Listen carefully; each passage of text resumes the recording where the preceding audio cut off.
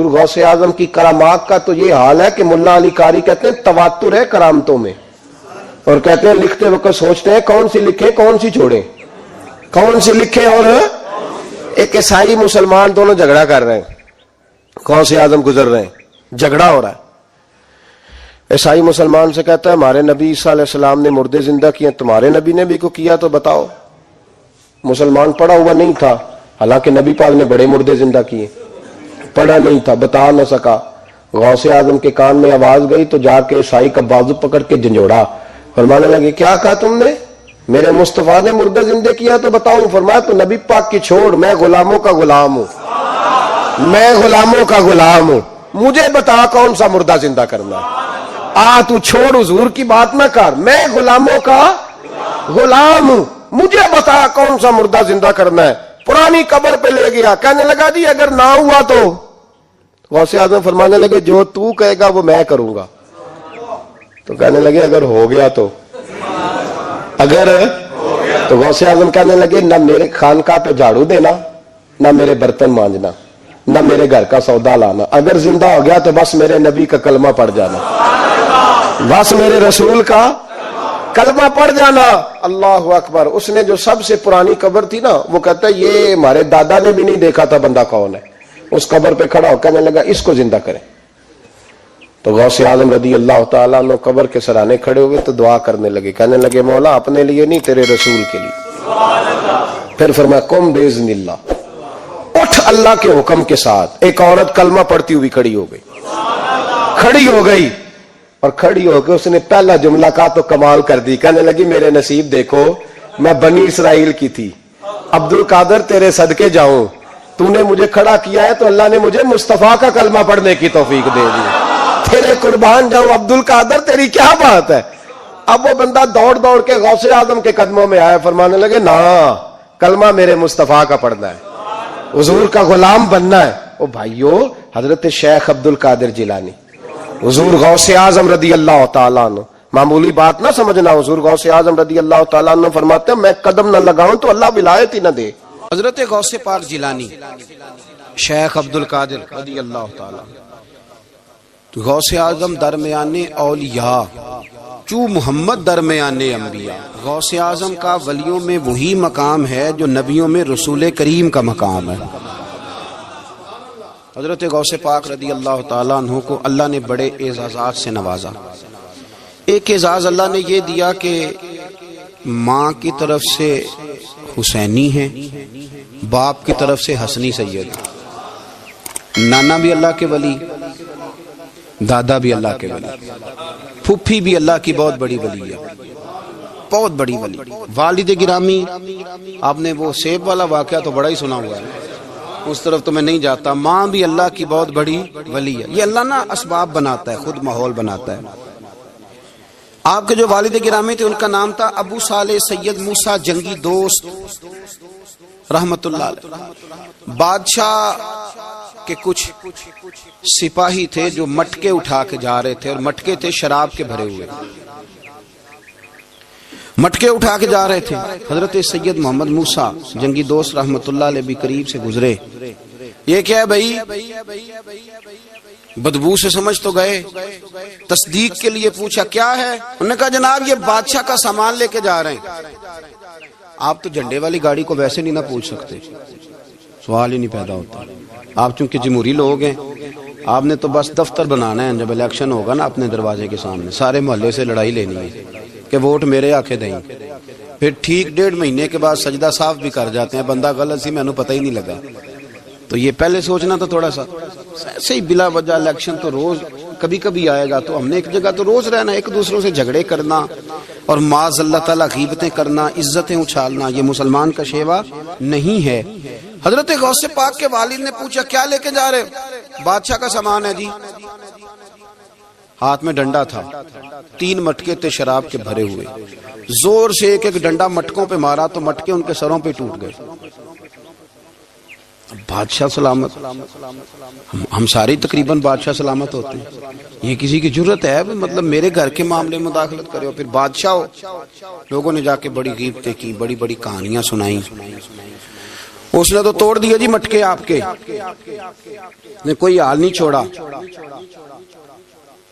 तो बादशाह कहने लगा बुलाओ सैयद मूसा पाक, जंगी दोस्त रहमतुल्लाह अलैह को बुला लिया। तो कहने लगे बादशाह तुम्हें पता था मटके किसके हैं? आप फरमाने लगे पता था मुझे। कहा क्यों तोड़े? फरमाया इसलिए तोड़े कि मुझे तेरे ऊपर रहम आ गया था, तू अगर शराब पिएगा तो दोज़ख में जलेगा, मुझे रहम आया था मैंने तोड़ डाले। तो कहने लगा आप कौन है? तो आप फरमाने लगे मैं मोहतसिब हूँ, मेरी हिसाब किताब लेने की ड्यूटी है, मोहतसिब हूँ, गलत आदमी का हिसाब करूंगा। तो बादशाह कहने लगा किसने ड्यूटी लगाई आपकी? फरमाने लगे मेरी ड्यूटी मेरे रब करीम ने लगाई है, मेरी ड्यूटी अल्लाह ने लगाई। तामुरूना बिल मारूफ व तनहौना अनिल मुनकर, मुसलमान के जिम्मे है अच्छाई का हुक्म देगा, बुराई से रोके, ये जिम्मेदारी है मेरी, अल्लाह ने ड्यूटी लगाई है। बादशाह पे इतना रोब तारी हुआ कि कहने लगा हुजूर आपकी बड़ी मेहरबानी, आपने ये काम किया। कहने लगा जनाब अगर आप इजाजत दें तो मैं भी आपको मोहतसिब न बना दूं, आप मेरे वजीर बन जाएं, कोई बंदा इस तरह का काम करे तो उसे रोके। तो आप फरमाने लगे नहीं, तो अपनी नौकरी संभाल के रख, जिससे अल्लाह ड्यूटी पे लगाए उसे फिर बंदों की ड्यूटियां नहीं करनी चाहिए। ये एजाज अल्लाह ने उन्हें दिया, ये शान रब करीम ने अता फरमाई। उनके साहिबजादे थे हजरत गौसे पाक जिलानी रदी अल्लाह ताला अन्हु। अल्लाह ताला ने जब किसी शख्स से काम लेना होता है तो अल्लाह उसके लिए असबाब भी खुद ही पैदा कर देता है। अल्लामा इकबाल अपने उस्ताद की बड़ी कदर करते थे, शम्सुल उलमा की। तो एक दिन हजरत शम्सुल उलमा से कहने लगे उस्ताद जी आपकी मेहरबानी से पढ़ गया हूँ। तो फरमाने लगे पुत्र तेरी क्लास में तो 250 लड़का था, मेरी मेहरबानी तो सब पे थी, पर सारे तो इकबाल नहीं ना बने। फरमाने लगे तेरे अंदर भी कोई खूबी थी, इसकी वजह से अल्लाह ने तुझे ये एजाज, कोई थी कोई चीज तेरे अंदर भी। अल्लाह ताला जब किसी बंदे को नवाजता है ना तो बंदा भी मेहनत करता है, लेकिन उसकी मेहनत से ज्यादा अल्लाह के फजल का दखल होता है। तो बंदे कई दफ कहने लग जाते हैं बड़ी मुशक्कत की, बड़ी मेहनत की, कुछ भी नहीं होता, ज्यादा अल्लाह के फजल का ही निसार होता है। रब जैसे चाहता है वैसे फैसले देता है।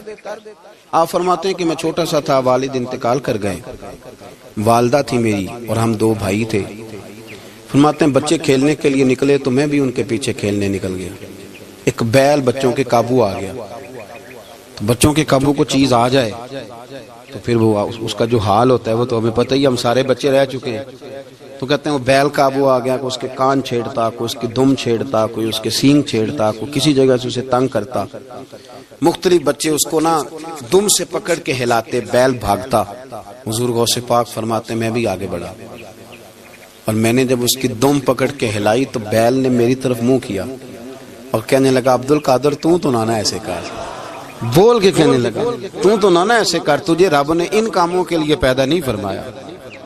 आप फरमाते मुझे इतना खौफ तारी हुआ, बैल को बोलते देखा था पहली दफा, बैल को।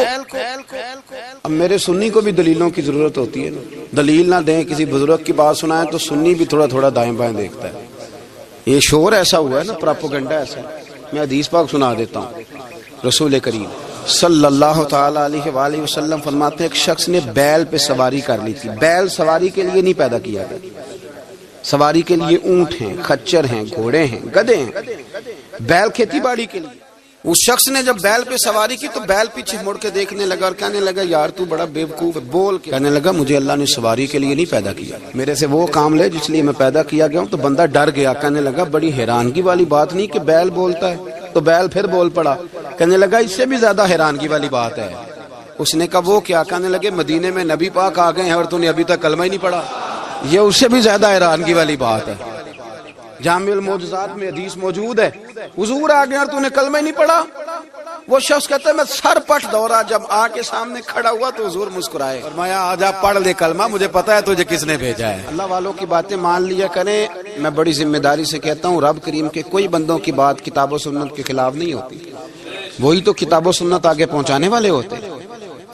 तो हुजूर गौसे पाक फरमाते हैं मैं वो डर के घर आया, जब घर पहुंचा तो मेरे कानों में आवाज आ रही थी लब्बैक अल्लाहुम्मा लब्बैक लब्बैक ला शरीक लक लक। फरमाते मैं छत पे चढ़ा और मैंने जीलान में अपनी छत पे खड़े होकर देखा, तुम हज के दिन थे, मेरी सीधी नजर मैदान अरफात पे गई। लोग मैदान अरफात में बैठ के लब्बैक लब्बैक पढ़ रहे थे। पहले मैं वहां से डर के आया, फिर छत से डर के नीचे उतरा, माँ को सारी बात बताई। تو کہتی ہے میری ماں کہنے لگی بیٹے جب تو پیدا ہونے والا تھا تو مجھے بڑی بشارتیں ملتی. فرماتے ہیں ماں نے نا کھولا بکسا صندوق تو 80 دینار نکالے. فرمایا پتر تم 2 بھائی ہو اور تمہارا باپ کل جاگیر 80 دینار چھوڑ گیا. 40 تمہارے 40 تمہارے بھائی کے. فرمایا بیٹا ایک بات کا خیال رکھنا میں عورت ہوں تمہارا باپ کوئی نہیں بھائی چھوٹا ہے میں پیچھے نہیں آ سکتا. یہ 40 دینار لے جا اور جا بغداد چلا جا کے تعلیم حاصل کر. بیٹے میں پہنچ نہیں سکتی خیال رکھنا. غوث پاک فرماتے ہیں 12 سال میں نے تعلیم حاصل کی یارو میں نے پتے بھی کھائے اور خود آپ کا فرمان موجود ہے. فرماتے ہیں ایسی سختیاں بھی دیکھیں کہ پتھروں اور پہاڑوں پہ گزرتی تو شاید پگھل جاتے لیکن میں نے اپنے نبی کا دین پڑھا. اب تو پیر کے گھر میں جو پیدا ہوتا ہے وہ علم لدنی والا ہوتا ہے. تو صاحب پتر ہے او خدا کے بندے صبر کر. اگر غوث پاک حسنی حسینی سید ہو کے باقاعدہ پھٹی پہ بیٹھ کے پڑھتے ہیں تو کس پیر کا مرید ہو گیا جسے علم ہی کوئی نہیں جو جاہل آدمی ہے. یہ ضروری ہے علوم دینیاں ضروری ہیں اس کے بغیر کام نہیں چلتا. اور غوث پاک رضی اللہ تعالیٰ عنہ کی آپ پوری زندگی پڑھ کے دیکھ لیں. غوث پاک تمام اولیاء کے امام ہیں ساری زندگی. غوث اعظم سے کسی نے پوچھا آپ نے سب سے زیادہ دین کا کام کس طرح کیا تو فرماتے ہیں تقریر کے ذریعے. اب تقریر کرنے والا مولوی ہوتا ہے اور تویز دینے والا سبحان اللہ.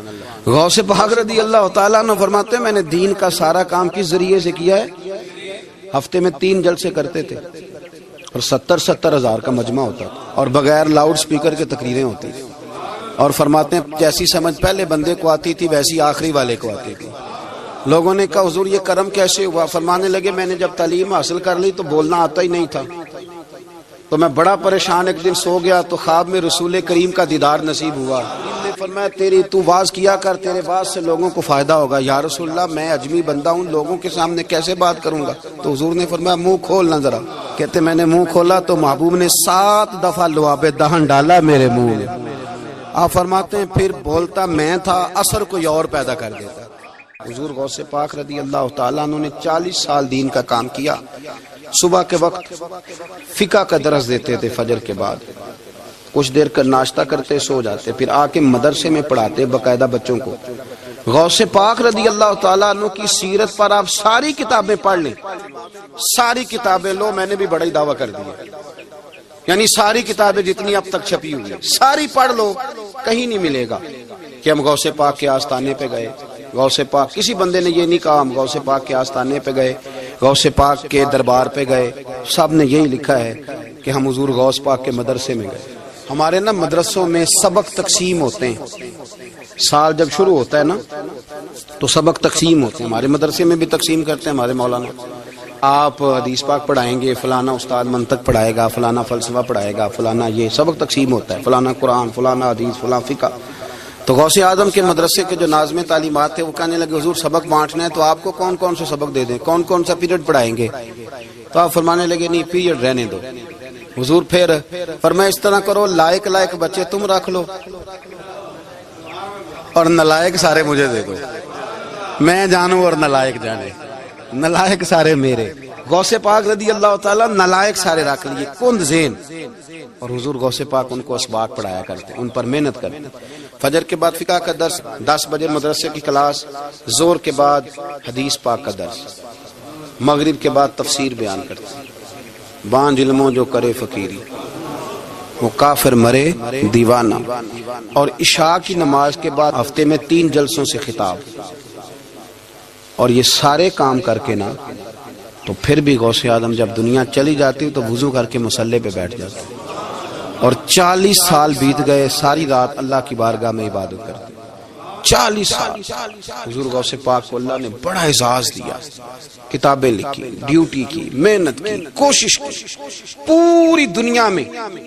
میں پہلے بھی بتا چکا ہوں پھر بتاتا ہوں. یہ جو صلاح الدین ایوبی کا بہت نام لیتے ہیں نا بہت بڑے مجاہد تھے. صلاح الدین ایوبی کے ساتھ 70,000 کی فوج تھی. سارے کے سارے غوث پاک کے مرید تھے. صلاح الدین ایوبی نے حضور غوث پاک کی زیارت نہیں کی پر تعلیم غوث پاک کے مدرسے میں حاصل کی. اس کو بڑا شوق ہو نا کتابیں دیکھنے کا وہ میرے پاس آئے میں دکھاؤں گا انشاءاللہ.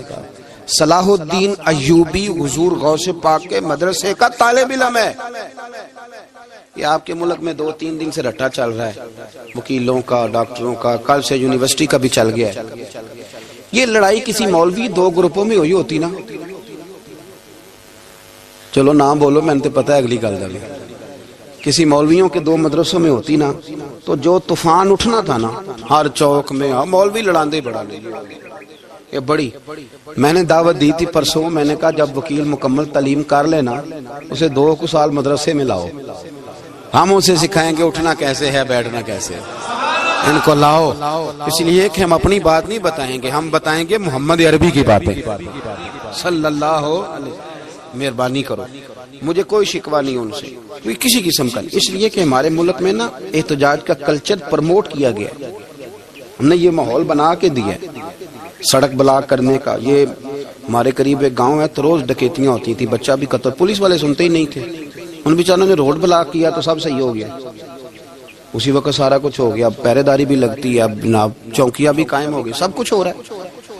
مزاج بنا دیا ہم نے، یہ عدم برداشت ہے، یہ کلچر خطرناک ہے، یہ کلچر تباہ کرے۔ وکیل کوئی غیر نہیں، ہمارے اپنے بھائی ہیں، کون ہیں وہ؟ ڈاکٹر کون ہے؟ ہمارے اپنے۔ یہ جو بچے یونیورسٹی میں لڑے کون ہیں؟ ہمارے اپنے۔ ہم ان کو کاٹ کے نہیں پھینک سکتے، یہ کوئی دوسرے لوگ نہیں، سب کو ضرورت ہے ایک دوسرے کی، لیکن خدا را مہربانی کرو معاشرے میں برداشت کا کلچر پیدا کرو، سکون کا کلچر پیدا کرو، سہنا سیکھو۔ سنو ایک بات کرتا ہوں، اللہ کرے کہ میں سمجھا سکوں، سارے فیصلے خود نہ کرو۔ اگر تمہیں نظر آئے نا کہ آپ کے ساتھ کہیں ناانصافی بھی ہو رہی ہے تو ساری عدالتیں دنیا میں نہیں لگنی، ایک قیامت میں بھی لگنی ہے۔ ہاں امام حسن کو زہر دے دیا گیا تو امام حسین کہنے لگے بھائی بتاؤ کس نے دیا ہے؟ فرمایا حسین اگر وہی وہ نہیں جس پر مجھے شک ہے تو میں کسی آدمی کا بلا وجہ تمہیں نام کیوں بتا دوں؟ کب پھر بھائی آپ اشارہ تو نہیں بتا دیں؟ تو فرمایا حسین اگر وہی ہے نا جس پر مجھے شک ہے تو پھر بھی میں نے فیصلہ اپنے رب پہ چھوڑ دیا۔ فرمایا میرے رب سے زیادہ بہتر فیصلے کرنے والا کوئی موجود؟ کچھ فیصلے اللہ پہ چھوڑ دو، آپ یقین کریں آپ کو بڑا ہی مزہ آئے گا، آپ کو سکون آئے گا زندگی میں۔ کچھ فیصلے اللہ پہ چھوڑو، برداشت کا کلچر پروموٹ کریں اس وطن کے اندر۔ یہ بڑا پیارا ملک ہے، اس میں برداشت کا کلچر پیدا کریں۔ وکیل کو ہر وقت ڈاکٹر کی ضرورت ہے، ڈاکٹر کو ہر وقت وکیل کی ضرورت ہے۔ ہم ایک دوسرے کے بغیر دیکھیں نا، میں نے آئین بھی رکھا ہوا ہے پاکستان کا، لیکن اس کے باوجود کوئی مسئلہ بن جائے تو میں کسی وکیل صاحب کو فون کرتا ہوں، میرے دوست ہے، میں پوچھتا ہوں کہ یار یہ مسئلہ ہے، اس کا کیا حل ہے؟ ہم مل کے رہتے ہیں معاشرے میں، برداشت کے کلچر کو پروموٹ کریں، پیار کریں، محبت بانٹیں۔ یہ وطن ہے، اس کو مل کے سنواریں گے تو انشاءاللہ تعالیٰ یہ رسول اللہ کے دین کا قلعہ بنے گا بڑا مضبوط۔ اس سے پیار کریں، مثبت غلط بات ہے تو اس کو آپ سمجھائیں، اس پر تبلیغ کریں، لیکن یہ نہ کریں کہ آپ عدم برداشت کا ماحول پیدا کریں۔ حضور غوث پاک رضی اللہ تعالیٰ عنہ دین کا کام۔ ایک بات، اللہ والوں کے پاس لوگ دعاؤں کے لیے جاتے ہیں، کیوں جاتے ہیں؟ سنو، میرے ساتھ ایک شخص رہتا ہے، صبح سے شام تک میری ڈیوٹی کرتا ہے، نوکری کرتا ہے، خدمت کرتا ہے، گاڑی چلاتا ہے، یہ کرتا ہے وہ کرتا ہے۔ ایک صاحب ہیں جو 3 سال کے بعد ملتے ہیں، پھر وہ جو 3 سال کے بعد ملتے ہیں وہ شکوہ کرتے ہیں کہ پیر صاحب اس کی بات زیادہ مانتے ہیں۔ تو پیر صاحب اب کدھر جائیں؟ یہ سارا دن پیر صاحب کی مانتا ہے، نہیں سمجھ آ رہی ہے آپ کو بات؟ یہ مزاج ہے نا جی۔ ایک بندہ سارا دن دنیا داری کرے، مال کمائے، پتہ نہیں جھوٹ بولے، بڑا کچھ کرے، اور ایک اللہ کا ولی جو اپنا بنائے کچھ نہ، سارا دن رسول اللہ کی باتیں کرے، سارا دن اللہ کے دین کی خدمت کرے، اور بھائی وہ جب ہاتھ اٹھاتا ہے نا تو پھر اللہ اس کی بات کو قبول کرتا ہے۔ کچھ میرے خاص ہیں، کچھ تیرے خاص ہیں، تو کچھ رب کے بھی خاص ہیں، اور اس پر بھی میں پہلے آیت پڑھ لوں گا تاکہ دلیل مضبوط ہو جائے۔ اللہ فرماتے ہیں واللہ یختص برحمتہ من یشاء، فرمایا میں نے کچھ بندوں کو اپنی رحمت سے اپنا خاص بنا لیا۔ کچھ بندے اللہ کے بس اللہ کی بارگاہ میں وہ دعائیں کرتے ہیں تو اللہ قبول فرما لیتا ہے، پتر اللہ ہی دیتا ہے، لیکن اللہ کا ولی دعا تو کر سکتا ہے نا۔ اللہ کا ولی، میری بات کی سمجھ آ رہی ہے؟ بیٹا کون دیتا ہے؟ اللہ۔ حضرت محدث اعظم رحمۃ اللہ علیہ کے پاس ایک شخص نے آ کے کہا جی ولی اللہ بیٹا دے سکتا ہے؟ آپ فرمانے لگے ولی اللہ اللہ سے ملا سکتا ہے؟ جی وہ تو ہے ہی ولی اللہ، تو اس نے ملا دینا ہے۔ تو فرمایا جو اللہ سے ملا دے بیٹا تو چھوٹی سی بات ہے، تو دیکھ نہ کہ جو اللہ تک تجھے لے گیا تو پھر پتر پیچھے رہ گیا، لیکن بیٹا دیتا کون ہے؟ بول کے بتائیں، بول کے۔ اللہ دیتا ہے، دعا کون کرتا ہے؟ اللہ کا ولی دعا کر دیتا ہے۔ بی بی آ گئی روتی ہوئی غوث پاک کے پاس، کہنے لگی 6 بیٹیاں ہیں۔ خامد اور سسر کہتے ہیں کہ 7ویں بھی بیٹی ہوئی تو طلاق دے دیں گے۔ تھوڑا سا اگر بندہ مالدار بھی ہو تو پھر وہ ہمارا دماغ جہاں مرضی چلتا ہے نا۔ یہ جہالت آج بھی بہت ساری جگہوں پہ پائی جاتی ہے۔ تہذیب سکھاتی ہے جینے کا سلیقہ، تعلیم سے جاہل کی جہالت نہیں جاتی۔ تو رو پڑی۔ حضور غوث پاک رضی اللہ تعالیٰ عنہ نے بلایا اس کے شوہر کو بھی اور سسر کو بھی، فرمایا یہ دیکھ، یہ تو اللہ کے کام ہے، جس کو چاہے بیٹیاں دے، جس کو چاہے بیٹے دے۔ تو جو نہیں مانتے پھر غوث پاک کی بھی نہیں مانتے، انہوں نے کہا جی نہیں جی میں تو نکاح کروں گا۔ چلے گئے تو غوث پاک کی بارگاہ میں وہ بیٹی اور اس کا باپ اور اس کی ماں پھر آئے، کہنے لگے حضور مہربانی فرمائیں۔ پھر اللہ کے ولیوں کے پاس ایک قوت ہوتی ہے جس کا نام مصلح ہے۔ مصلح بہت بڑی طاقت، بہت بڑی۔ حضور نے فرمایا دعا صلاح المومن، فرمایا دعا مومن کا ہتھیار ہے۔ یہ مومن جب ہاتھ اٹھاتا ہے تو پھر عرش کا مالک دروازے کھول دیتا ہے کرم کے۔ حضور غوث پاک نے مصلح بچھا لیا اور رو پڑے، کہنے لگے مالک کریم، اس بی بی کے دل میں کس نے بات ڈالی تھی کہ عبد القادر کے دروازے پہ جا؟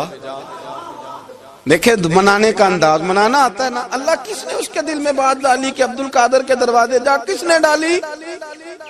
اور مالک اگر تو نہیں ڈالی تھی تو کیا تو اب اپنے عبد القادر کو رسوا کرے گا؟ اگر تو نہیں بھیجا ہے کہ ادھر جا تو اب تو رسوا کرے گا؟ حضور غوث پاک رضی اللہ تعالیٰ عنہ دعا مانگ کے چہرے پہ ہاتھ پھیرے، بچی کے سر پہ ہاتھ رکھا، فرمانے لگے پتر جا، مجھے امید ہے اللہ نے 6 بیٹیاں دی ہیں تو 7 بیٹے بھی عطا فرمائے گا۔ تو بی بی کہتی ہے پھر رب نے فضل فرمایا اور 7 ہی بیٹے عطا فرمائے، پھر 7 ہی بیٹے رب کریم نے دیے۔ تو جو اللہ کی مان تھا پھر اللہ بھی اس کی، تو اس میں اختلاف کی کیا بات ہے؟ یہ سادی سی بات ہے۔ ایک بغداد کا سوداگر تھا، بڑا مالدار تھا۔ ایک دن اس نے بغداد کے سارے علماء اور مشائخ کی دعوت پکائی تو غوث پاک کے پاس بھی آیا، کہنے لگا حضور شام کا کھانا ہے۔ آپ نے اس کا چہرہ دیکھا تو وہ رو پڑا، کہنے لگا بغداد کے پیر انکار نہ کرنا۔ آپ نے فرمایا تو جا میں آؤں گا۔ شاگرد مرید کہنے لگے حضرت جی آپ بڑی مشغولیت تھی شام کو، فرمایا اتنا بڑا آدمی جب رو پڑتا ہے تو لگتا ہے بڑا مجبور ہے، چلیں گے۔ شام کو جب اس کے دروازے پہ گئے تو کھانا بھی اس نے چنا تو ساتھ اس نے ایک ٹوکرا ایک صندوق بھی لا کے رکھا، اوپر سے خالی۔ جب غوث پاک نے اٹھ کے دیکھا تو اندر اس سوداگر کا بیٹا، اس تاجر کا بیٹا، دونوں ٹانگوں سے معذور، دونوں ہاتھوں سے معذور، ایک ہی بیٹا اپاہج ہے۔ وہ تاجر رو پڑا، کہنے لگا حضور بڑی دنیا جانتی ہے، بڑا مال ہے، اور جب تنہا بیٹھتا ہوں تو کھول کے روتا ہوں۔ وہ بے نیاز ہے نا، ساری زندگی کے بعد ایک بیٹا دیا تو وہ بھی اپاہج ہے۔ حضور بال سفید ہو گئے، لوگوں کی اولاد بڑھاپے کا سہارا بنتی ہے، میں بوڑھے وقت میں اس کو اٹھا کے پیشاب پخانے کے لیے لے کے جاتا ہوں۔ بغداد کے عبد القادر سنا ہے جب تو دعا مانگتا ہے تو رب قبول فرما لیتا ہے، تو مہربانی فرما اگر میرا پتر ٹھیک ہو جائے، میرا زور کوئی نہیں، مالک بے نیاز ہی بڑا ہے، اگر مہربانی ہو جائے۔ تو غوث پاک نے پھر مصلح بچھایا، مصلح بچھا کے کہنے لگے مالک تو اپنے بندوں کے دل میری طرف کیوں موڑتا ہے، اور اگر موڑتا ہے تو پھر رحمت کی نظر فرما، بندہ نوازی فرما۔ ایک باپ اتنے رو رو کے آنسو بہا رہا ہے تو کرم نوازی فرما۔ حضور غوث پاک نے ابھی چہرے پر ہاتھ نہیں پھیرے کہ بچہ اللہ اکبر کہتا ہوا صندوق سے باہر نکل آیا۔ اللہ تبارک و تعالیٰ نے نا ہمارے محبوب کریم علیہ السلام کو دنیا میں بھیجا تو فرمایا یا ایھا الناس قد جاءکم برہان من ربکم، اے لوگو تمہارے پاس تمہارے رب کی دلیل آ گئی۔ اللہ تبارک و تعالیٰ نے محبوب پاک علیہ الصلوۃ والسلام کو سراپا دلیل بنا کے بھیجا۔ باقی انبیاء کرام علیہم السلام کے پاس بھی اپنی نبوت کے دلائل کے طور پر بے شمار معجزات تھے، اور حضور کریم علیہ السلام کے تو پورے وجود کو ہی اللہ نے معجزہ بنائے۔ اور نبی پاک صلی اللہ تعالیٰ علیہ وآلہ وسلم کی نبوت کی دلیلیں، حضور کے رسالت کے مستحکم دلائل جگہ جگہ آپ کو ملیں گے۔ سب سے پہلی چیز تو یہ سمجھنے والی ہے کہ نبی پاک علیہ السلام نے جس چیز کو سب سے پہلے اپنی نبوت کی دلیل کے طور پر بیان فرمایا وہ حضور کا کردار ہے، سیرت ہے، عمل ہے، حضور کا لوگوں کے ساتھ رویہ ہے۔ نبی پاک علیہ السلام کی تبلیغ کے 3 دور ہیں۔ ایک تو حضور نے اپنے قول سے تبلیغ فرمائی، وہ 40 سال کی عمر سے محبوب نے اعلان فرمایا اور تبلیغ کی، اور ایک نبی پاک صلی اللہ تعالی علیہ وسلم بالواسطہ حضور کی تبلیغ ہے جو آج تک جاری ہے۔ امت کے علماء، مشائخ، مبلغین حضور کے دین کو آگے پھیلا رہے ہیں، تو دراصل یہ بھی تبلیغ رسول پاک علیہ السلام ہی کی تبلیغ۔ اور ایک حضور کی تبلیغ کا دور ہے حضور کی پیدائش سے لے کر ولادت مبارکہ سے لے کر حضور علیہ السلام کے اعلان نبوت تک۔ اس دوران نبی پاک نے جو تبلیغ فرمائی ہے وہ اپنے کردار سے فرمائی۔ عرب کا وہ معاشرہ جو بڑا میلا کچیلا گدلا ہو چکا تھا، جس کے اندر سراسر مادہ پرستی کا زور تھا، جس کے اندر لوگ انسانوں کی خرید و فروخت کرتے تھے، جس کے اندر بیٹیوں کو زندہ دفن کر دیتے تھے، جس کے اندر جو آدمی جتنا زیادہ مضبوط ہوتا تھا اتنا زیادہ لٹیرا بن جاتا تھا، اس معاشرے کے اندر رسول کریم علیہ السلام نے 40 سال گزارے، اور اس طرح گزارے کہ جو بیگانے بھی تھے وہ بھی کہا کرتے تھے یہ صادق ہے، یہ امین ہے۔ اور جب حضور نے اعلان نبوت کیا تو فرمایا، یہ قرآن مجید کے لفظ ہیں، فرمایا فَقَدْ لَبِثْتُ فِيكُمْ عُمَرًا مِّن قَبْلِهِ أَفَلَا تَعْقِلُونَ، میں تمہارے بیچ عمر کا ایک حصہ گزار چکا ہوں، تمہیں عقل نہیں ہے، شعور نہیں ہے۔ نبی کریم علیہ السلام نے اپنے کردار کو، اپنے عمل کو اپنی نبوت کی دلیل کے طور پر بیان فرمایا۔ وہ تو حضرت حلیمہ بھی فرماتی ہیں نا، جب میں نبی کریم علیہ السلام کو اپنے گھر لے گئی تو میرا اپنا بچہ بھی دودھ پیتا تھا، 2 میرے بیٹے ہو گئے، ایک میری یہ نسلی اولاد اور حضور میری رضائی اولاد۔ تو کہتی ہے جب میں کریم محبوب علیہ السلام کو اپنے سینے سے لگاتی تھی تو حضور میرے ایک پستان سے دودھ پیتے تھے اور دوسرا اپنے بھائی کے لیے چھوڑ دیا کرتے۔ یہاں سے رسول کریم علیہ السلام نے کردار کے ذریعے تبلیغ اور پھر اعلان نبوت سے پہلے ایک تنظیم عرب کے جوانوں پر، عرب کے سرداروں پر مشتمل بنائی گئی، جس میں نبی کریم علیہ السلام نے بڑا حصہ لیا، سرکار نے، اور بڑے اہم لوگوں کو شعور حضور نے عطا فرمائے۔ وہ اس جماعت کا فیصلہ تھا کہ ہم سارے جوان، سارے بڑے لوگ ملیں گے، یہ حضور کے اعلان نبوت سے پہلے کی بات ہے، ہم بڑے لوگ ملیں گے، کسی بڑے کو کسی چھوٹے پر ظلم نہیں کرنے دیں گے، کسی آدمی کو کسی غریب کا حق نہیں کھانے دیں گے۔ حضور علیہ السلام نے نا اپنی کردار سے، اپنے عمل سے، اور آپ کا جو عمل ہوتا ہے نا وہ اصل ہوتا ہے، ایک ہوتا ہے آپ کوئی بات کرتے ہیں اور ایک ہوتا ہے کہ آپ کوئی عمل کرتے ہیں۔ آپ جب عمل کرتے ہیں تو عمل کے ذریعے بھی لوگوں تک بات پہنچتی ہے کہ دراصل آپ کا اٹھنا بیٹھنا چلنا پھرنا کیا ہے۔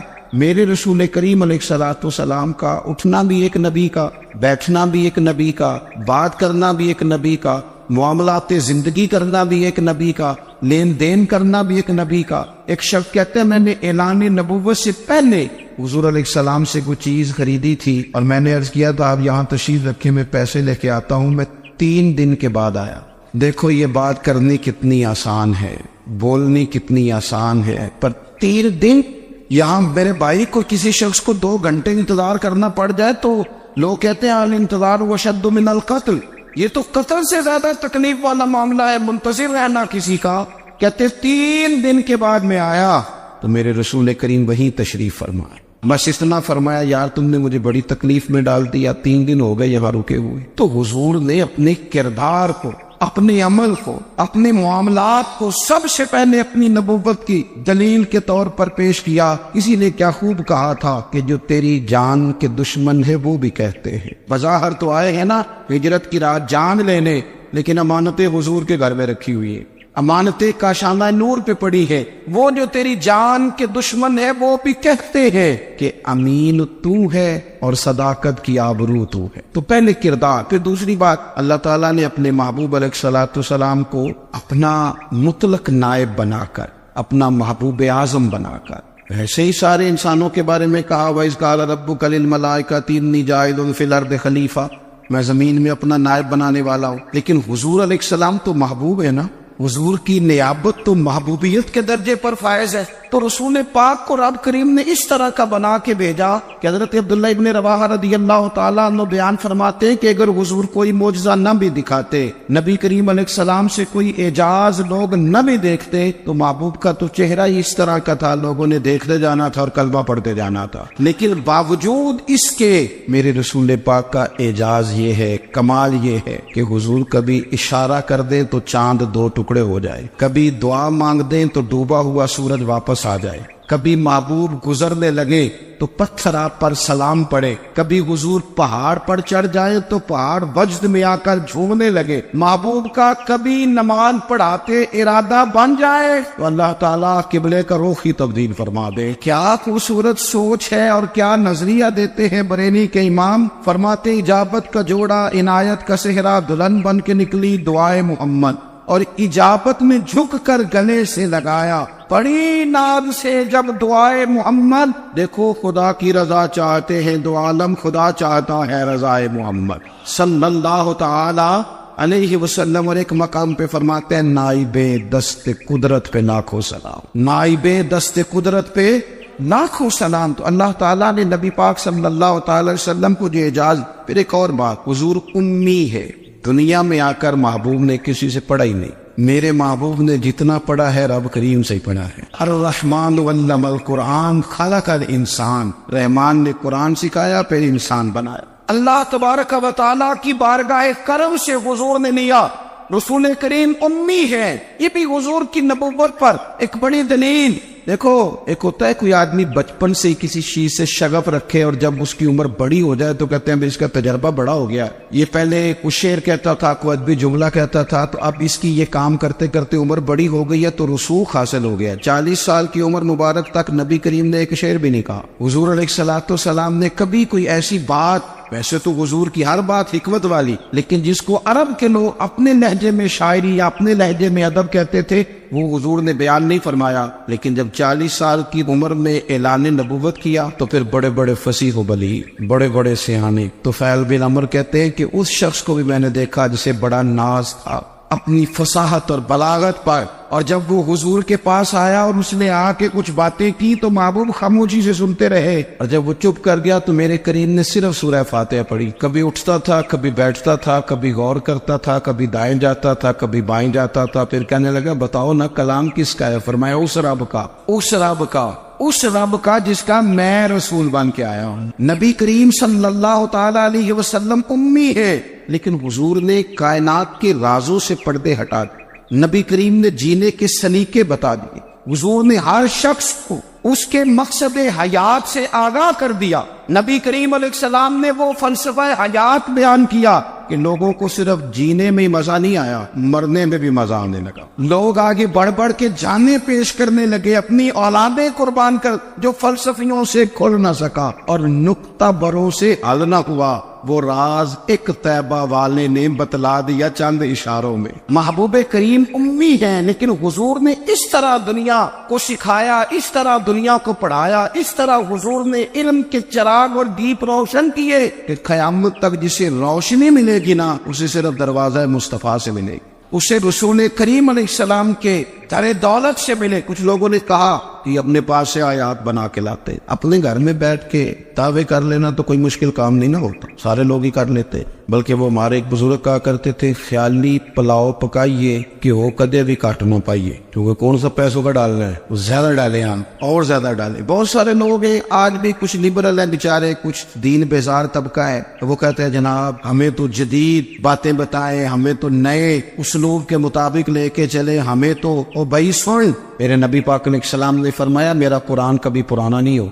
इसे पढ़ के देख, इसकी जिद्दत का हुस्न देख, ये तो खिला हुआ बाग है। तो एक दफा इसके करीब आएगा तो खुशबू मिलेगी, दूसरी दफा आएगा तो उससे ज्यादा ताजी मिलेगी, एक दफा फल खाएगा तो मजेदार होगा, दूसरा खाएगा हो सकता है शक्ल मिलती जुलती हो लेकिन जायका बड़ा निराला होगा। तो आ तो सही ना। जब कुछ लोगों ने कहा ये खुद से बना के आयात लाते हैं तो फरमाया भाई कुन तुम फी रही बिन मिम्मा नज़्ज़लना अला अब्दिना फातू बिसूरत, अगर तुम्हें कोई शक है इसमें जो हमने अपने बंदा खास में नाजिल किया है तो तुम भी इस जैसी एक आयत बना के लाओ। और चलो चैलेंज खुला दे दिया, फरमा वद ओ शुहदा شُرَكَاءَكُم مِّن دُونِ اللَّهِ، اللہ اور اللہ والوں کو چھوڑ دو، تفسیری ترجمہ عرض کر رہا ہوں، یعنی صحابہ کو چھوڑ دو، حضور کے ماننے والوں کو چھوڑ دو، باقی ساری دنیا کے کافر اکٹھے ہو جاؤ، ایک آیت بس قرآن جیسی لے کے آؤ، ایک آیت لے کے آؤ، ان کنتم صادقین، اگر تم سچے ہو۔ جوانوں سنو، کہا ایک آیت، اور یہ چیلنج آج تک قرآن مجید کا موجود ہے، آج تک۔ وَإِن كُنتُمْ فِي رَيْبٍ مِّمَّا نَزَّلْنَا عَلَىٰ عَبْدِنَا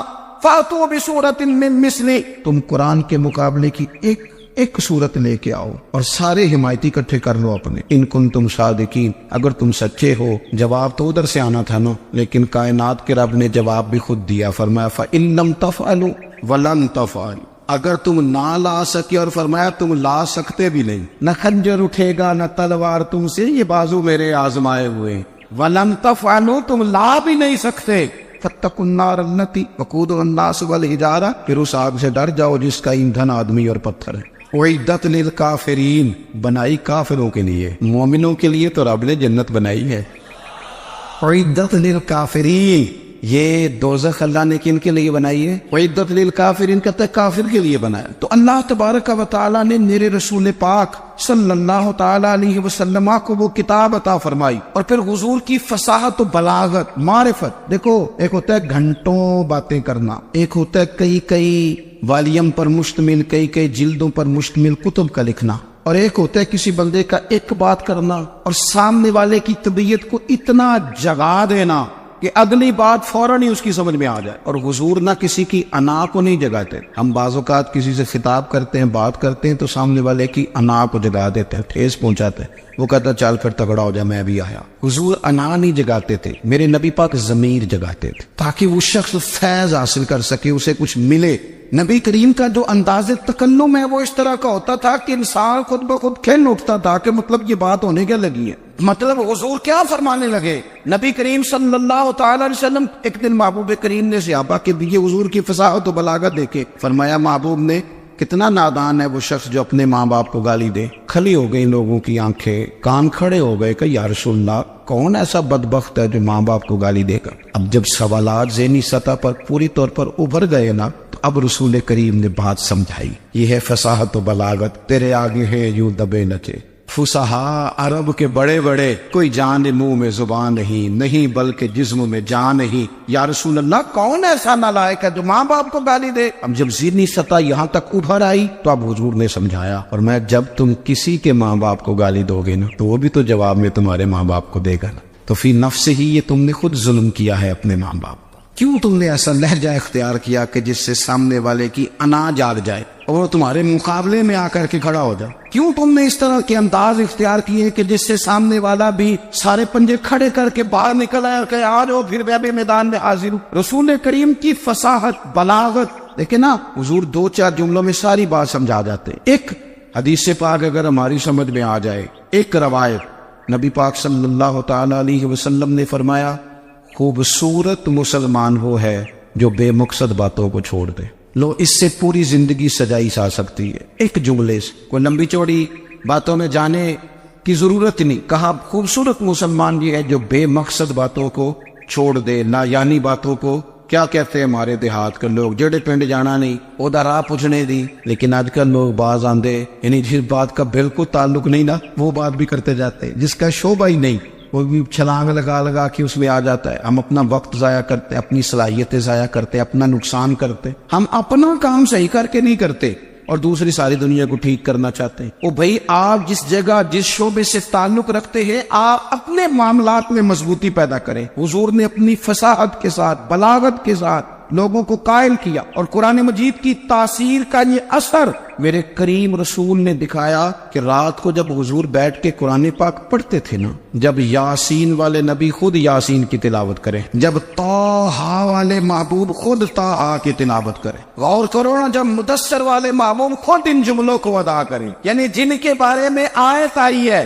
جب وہی یہ آیت پڑھے کہ انا اعطیناک الکوثر، یعنی جن کا ذکر ہو رہا ہے، جب وہ یہ بات کرے کہ یا ایھا النبی انا ارسلناک شاہدا ومبشرا ونذیرا لتؤمنوا باللہ ورسولہ وتعزروہ وتوقروہ وتسبحوہ بکرۃ واصیلا، جن کے بارے میں آیت آئی ہے جب وہ یہ کہہ رہے ہوں کہ ورفعنا لک ذکرک، جب وہ کہہ رہے ہوں والضحیٰ واللیل اذا سجا، ذرا اس کیفیت کو دیکھیں جب محبوب خود پڑھ رہے ہوں، اور جو حضور پر آئی ہے اس کا ذائقہ، اس کا لطف، اس کا انداز، بھلا کیا ہوگا؟ حضور جب رات کو پڑھتے تھے نا قرآن پاک، تو جو پکے کافر تھے نا ابو جہل جیسے لوگ، وہ بھی جھاڑیوں میں چھپ چھپ کے مدینے والے کی تلاوت سنا کرتے، حضور کی تلاوت سنا کرتے تھے۔ یہی بہتر ہے کہ پردوں میں وہ پردہ پوش رہے، وہ اگر پردے ہٹا دے تو کسے ہوش رہے؟ رسول کریم علیہ السلام کی تلاوت کا سننا، قریب جانا، یہ اعجاز ہے۔ حضرت فاروق اعظم کہتے ہیں میں طبیعت کا بڑا ڈاڈا تھا، مزاج کا بڑا سخت تھا، زندگی ہمیشہ ڈٹ کر گزاری، باتوں پر کھڑا رہنا آتا تھا، پر جب میری بہن نے مجھے چند آیتیں سنائی نا تو میں تڑپ ہی گیا۔ کروں آیا سا مار مقامنے نو، ان مینو مار دے لے چلو، اوے متے عمر دی عمر برباد ہو جائے جتھے عمر سوار دے لے چلو۔ یہ اعجاز ہے رسول کریم صلی اللہ تعالی علیہ وسلم پر نازل ہونے والی کتاب کا۔ پھر حضور نے خبریں دی، نبی پاک نے خبریں دی، حضور نے فرمایا روم فتح ہوگا، وہ ہوا۔ نبی کریم علیہ السلام نے فرمایا شام فتح ہوگا، تو شام فتح ہوا۔ فرمایا ایران فتح ہوگا، تو ایران فتح ہوا۔ سراقہ بن مالک کہتے ایک گاؤں پر بھی مسلمانوں کی حکومت نہیں تھی، ایک گاؤں پر حضور مکہ مکرمہ سے نکل رہے تھے، مدینہ طیبہ تشریف لے جا رہے تھے، ابھی راستے میں تھے، میں 100 سرخ اونٹوں کے لالچ میں معاذ اللہ حضور کو گرفتار کرنے پہنچ گیا۔ محبوب نے حکم دیا، حضور کا معجزہ میں نے آنکھوں سے دیکھا، میرا گھوڑا زمین میں دھستا چلا گیا، میں نے معافی مانگی، حضور نے معاف کر دیا۔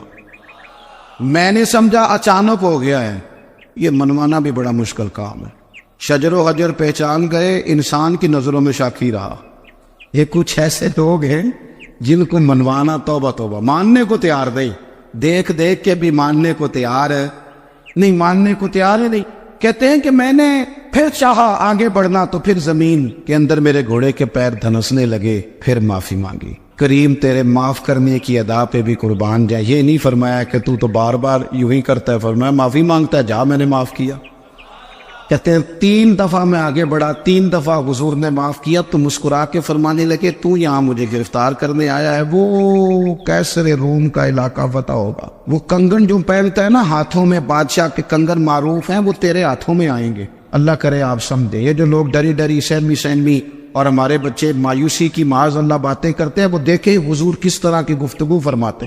ابھی ایک گاؤں پر بھی اسلام کی حکومت نہیں، لیکن حضور کا خبر دینے کا انداز، کریم فرمانے لگے وہ کیسر روم کے جو کنگن ہوں گے وہ تیرے ہاتھوں میں آئیں گے۔ جناب سراقہ بن مالک فرماتے ہیں کہ میں مسلمان ہو گیا، حضور کا وصال ہو گیا، کنگن نہیں آئے۔ حضرت ابوبکر صدیق کا وصال ظاہری ہو گیا، کنگن نہیں آئے۔ جناب عمر کا دور آ گیا، سراقہ بوڑھے ہو گئے۔ کوئی بندہ پوچھتا نا کہ اب تو عمر ڈھل گئی ہے، زندگی کا پتہ نہیں، کہنے لگے نہیں میں نہیں جاتا جب تک کنگن نہیں آتے اسرائیل کوئی نہیں آئیں گے، کیونکہ ساڈے نبی دی زبان ساڈے واسطے قرآن، جو دن کو کہہ دیا دن ہے تو دن نکل آیا، جو شب کو کہہ دیا شب ہے تو رات ہو کے رہی، اور خدا نے ان کی زبان کو وہ اختیار دیا، جو نکلی منہ سے ان کے وہ بات ہو کے رہی۔ فاضل برینوی کا تو انداز ہی پھر انوکھا ہے نا، وہ تو کہتے ہیں وہ زبان جس کو سب کن کی کنجی کہے، جس کو سب کن کی کنجی کہے، اس کی نافذ حکومت پہ لاکھوں سلام۔ کہنے لگے نہیں آتے حضرت اسرائیل، فکر نہ کرو، بوڑھے ہو گئے تھے،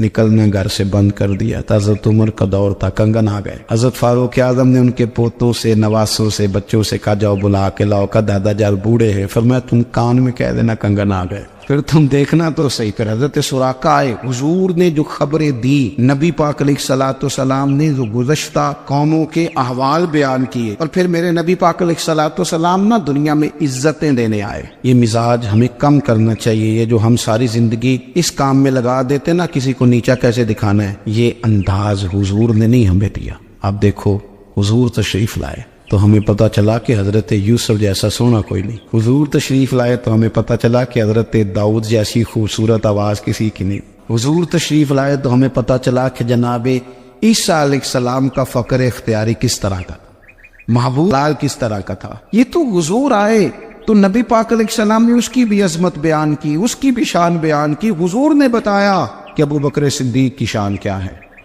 فاروق اعظم کا مرتبہ کیا ہے، عثمان غنی کی حیا کیا ہے، مولا علی کی شجاعت کیا ہے، اہل بیت نبوت کی عظمت کیا ہے۔ حضور آئے عزتیں دینے، ماں کو عزت دی مدینے والے رسول، کہا جس کا باپ راضی ہو گیا اس کا رب راضی ہو گیا۔ فرمایا جو 2 بیٹیاں 3 بیٹیاں 4 بیٹی بہنیں یا 1 بیٹی یا بہن بیاہ کے آ گیا نا، اس طرح میری 2 انگلیاں جڑی ہوئی ہیں، میرے ساتھ جڑ کے جنت میں جائے گا۔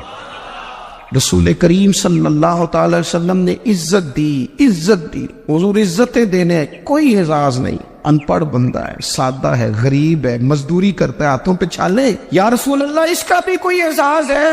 قربان جائیں، میرے کریم نے عزت دی، فرمایا محنت کر کے روزی کمانے والا تو اللہ کا دوست ہے، یہ اینٹیں اٹھانے والا، یہ مشقتیں کرنے والا، یہ صبح دیہڑی پہ